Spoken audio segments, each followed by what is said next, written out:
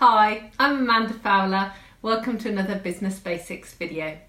Today's video is all about classes. We're going to be talking about the different types of classes, some hints and tips, a few pitfalls to avoid, and how you can increase your sales as well. So before we get started on the types of classes and the things that you can do, I want you to just take a few minutes to think about what it is that you are wanting to achieve from running classes. Are you looking for an income? Are you looking for cold hard cash and money in your pocket? Are you looking for an increase in sales? Now, an increase in sales has lots of benefits. Obviously, you have your instant income, volume rebate. It also can help you advance in your title and obviously can help cover your quarterly minimums. Is it a combination of both of those things? And the next thing I want you to think about is costing. And I know I can see that eye rolling going on. Oh no, Amanda, costing. Yeah, seriously. You need to cost your classes, and you need to do quite a lot of admin before you even start classes. So here's the list. Okay, you need to decide what type of classes you're going to run, and like I said, in a few minutes I'm going to go through all the different types that you can run. You need to decide on a venue. You need to think about what types of projects you're going to do. How long is the class going to be? And you need to make sure that you have costed it correctly. Now, depending on whether or not you've got hall costs, you will have refreshment costs, of that I'm certain. You will have product costs, you will have cardstock costs. You need to work it out. So for each project, you need to work out, well, I'm going to be using this much cardstock, this much ribbon, this is how much this class is going to cost me. Now, the way that I always cost my classes is I do it at full retail value. So I work out how much a sheet of cardstock is and how many sheets of card I've used in the class, and I total that up, and so on, and I repeat and repeat and repeat. Now, once you get into the habit of doing that, once you get into the habit of costing your classes, it will become much easier. The first few can be a little tiresome, but it's really important. I remember working with one of my team members a few years ago who was consistently telling me that she wasn't earning any money. And she had busy classes, and it made no sense that she wasn't actually making money until she costed out the projects. And she was charging £10 for a class, and she was giving them about £11.50's worth of product in the class and paying hall hire. It's no wonder she wasn't making any money. So it is really important to cost everything. So make sure you've costed it, make sure you've sorted all of those things out as well. The other things to do with admin, you need to advertise your classes. You need to advertise them locally. If you're using a hall, advertise them there. Facebook, leaflets, schools, wherever you can, you need to advertise them. You also need to make sure that you've got dates several months in advance. So you can actually, when people come to a class, they know when the next one and the next one is going to be in case they miss out. You can offer incentives with classes. So you can offer an early booking incentive, or maybe an incentive for bringing a friend. Those are really good ways of increasing your attendance and also getting new people through the door, and that's really important. I'm just going to check my list to see what else I need to do. Another really important thing for admin is decide on your cancellation policy and have payment up front. Unfortunately, more and more people are less inclined to book things far in advance, or they perhaps don't turn up. And it's really important that you have your costs covered. So set a booking and cancellation policy in advance.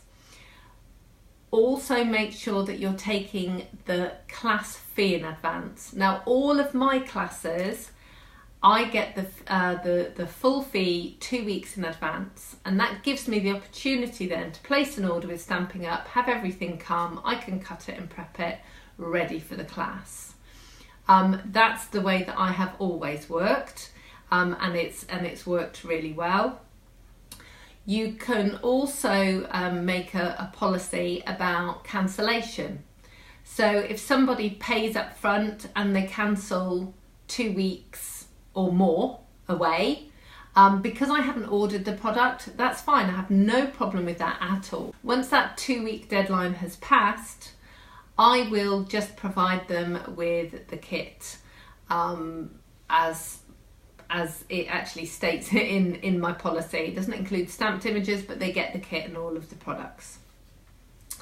And it's rare that it happens, but it does happen sometimes. So think about your admin for all of those things. Okay, so let's talk about different types of classes. I'm actually going to talk about 4 different types today. The first one is fee-based classes. The second one is order-based. The third one is product-based.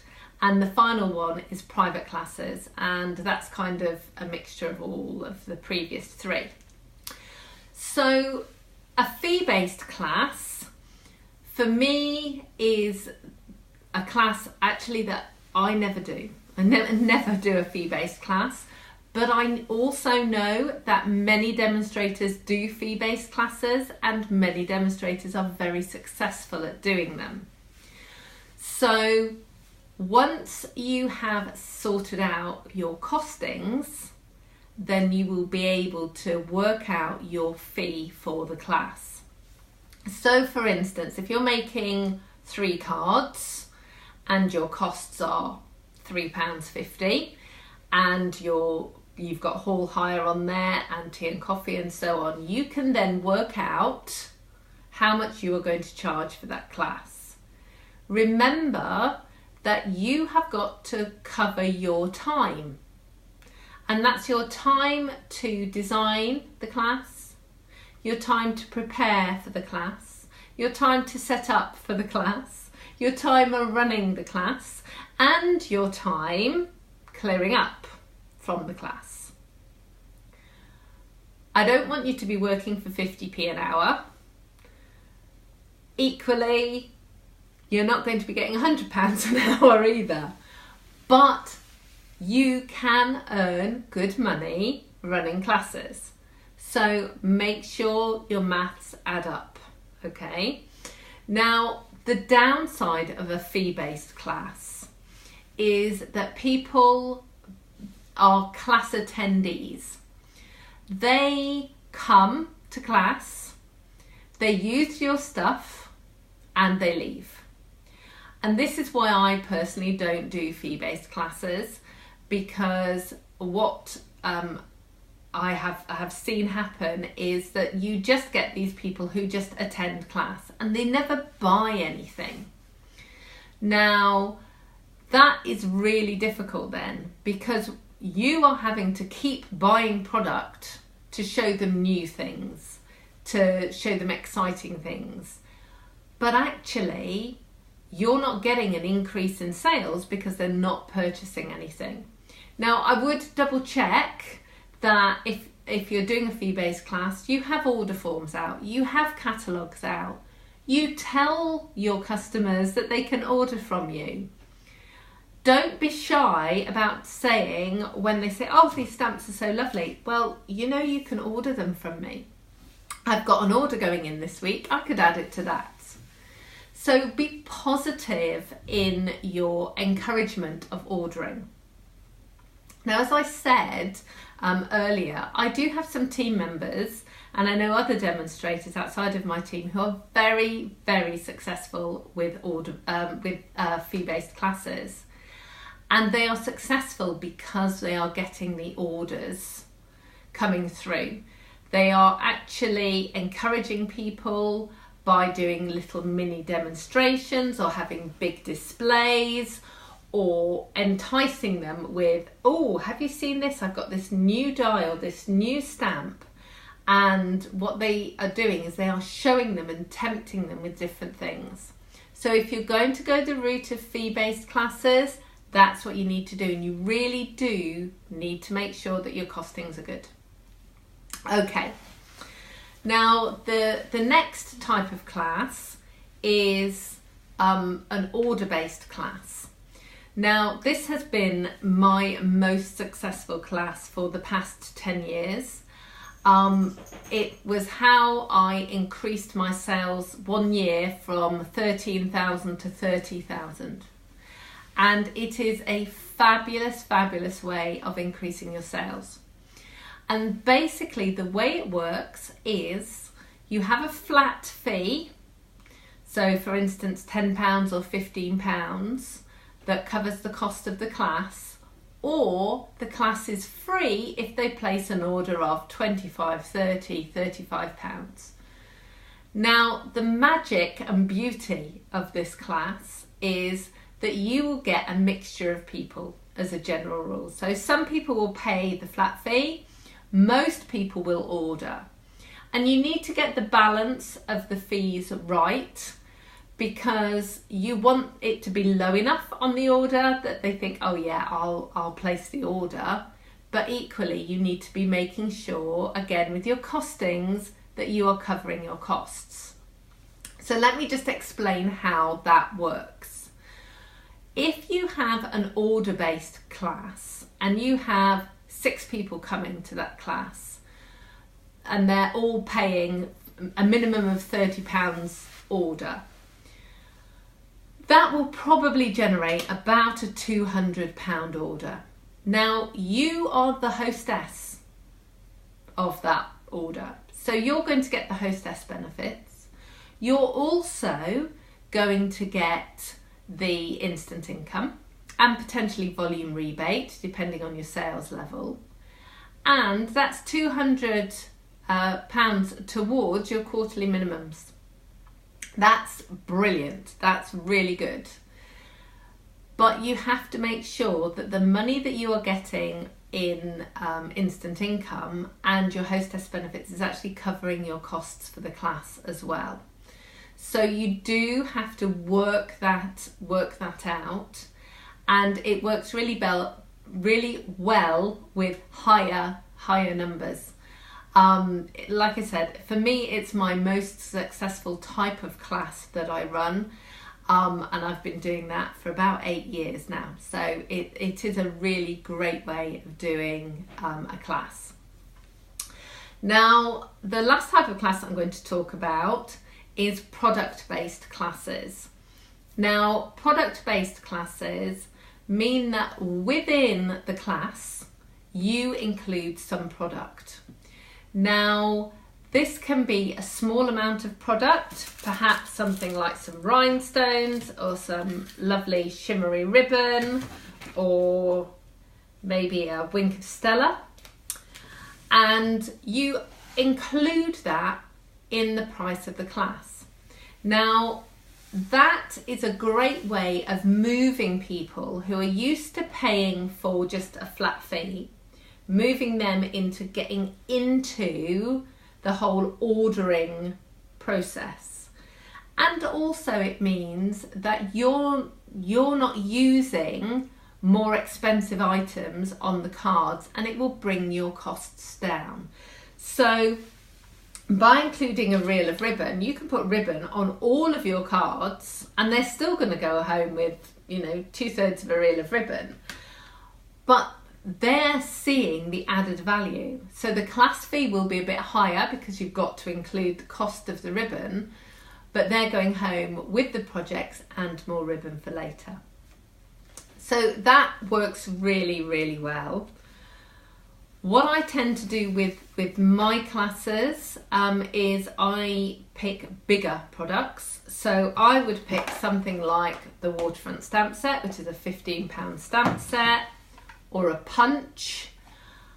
Or if I'm kind of doing a big class, then something like the Daisy bundle would work really, really well. Now again, costing is key. You need to make sure that you're covering all your costs and include the cost of the product as well. But this Daisy bundle is almost £30 for the bundle. If you have 6 people coming to that class, by the time you've ordered the cardstock and things as well as 6 bundles, that's almost a £200 order. So the benefits of including product in your classes are huge. It also saves wear and tear on your kit, which is really, really good. It means that people aren't waiting for things, which is always a winner. And again, it's turning these class attendees into crafters. Crafters buy stuff and crafters replace cardstock and other consumables, which is really important. Now at these events, you also want to make sure that you always have a raffle. There are lots of different ways of doing the raffle. I always have a selection of products, and each time I do a class raffle, whatever the money is that I receive from that raffle is what I use to purchase products for the next raffle. That increases my sales.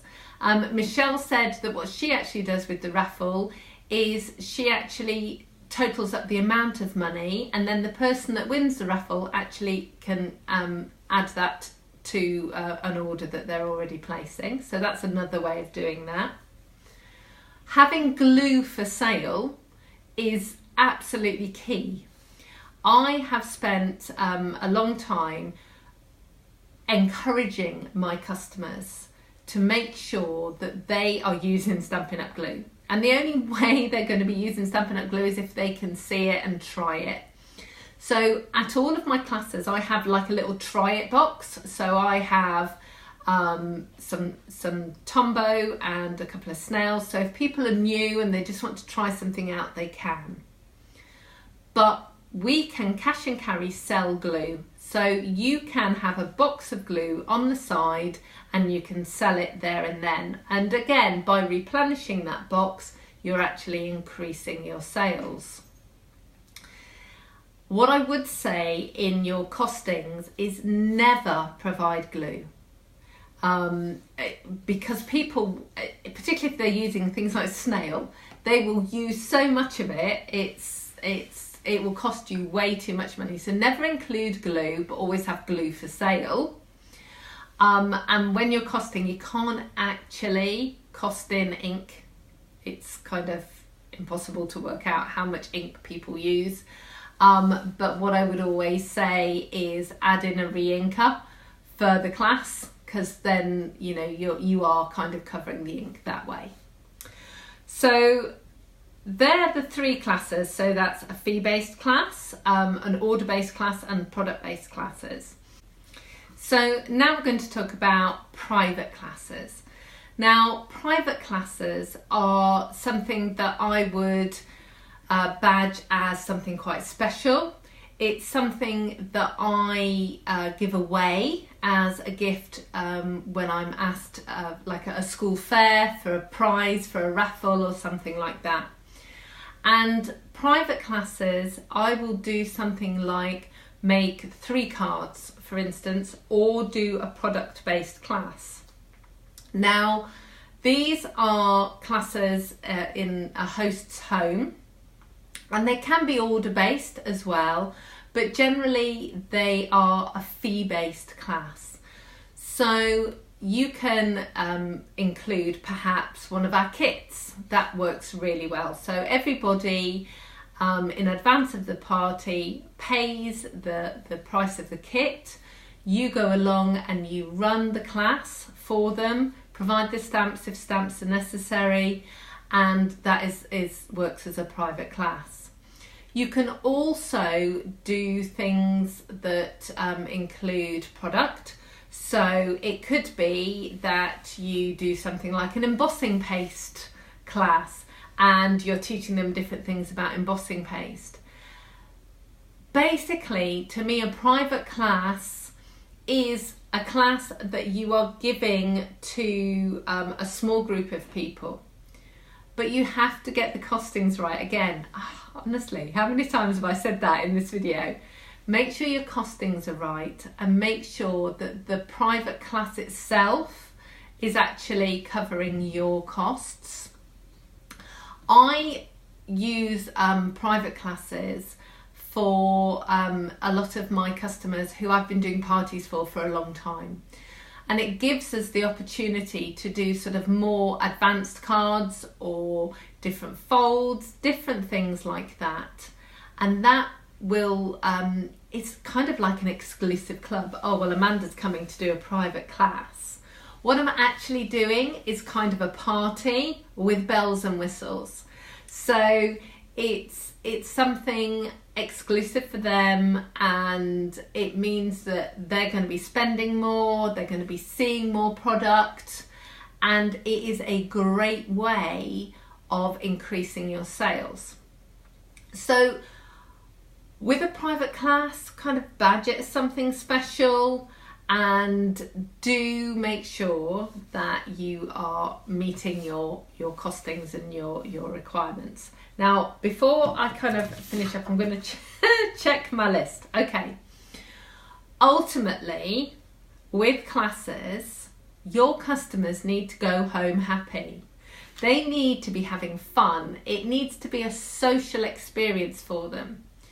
You shouldn't be giving them so much stuff and so many things to do that they're leaving on their knees because they're exhausted.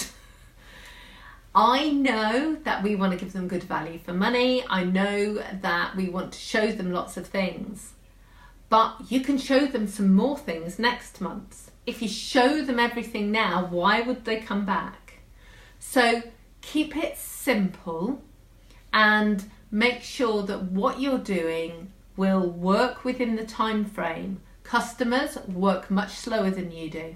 If they're sharing stamps, sharing punches, they will work much slower. And give them the opportunity to drink tea, eat cake, and have a social and happy time. Okay, yeah, I've done everything on my list, I think. If you have any more questions about classes or private classes or costings or anything, really, please ask Michelle or Monica or Natalie or myself by leaving comments below or emailing us or contacting us the way that you normally do. And we will be very happy to answer your questions. Do think about adding classes to your list of things to do as a demonstrator. They're a great way of covering your quarterly minimums and increasing your sales. They're a lot of fun, and for me that is one of the best things about crafting, is crafting with other people. So it's a great way of adding enjoyment into your Stampin' Up! World. Thank you so much for listening today. Goodbye.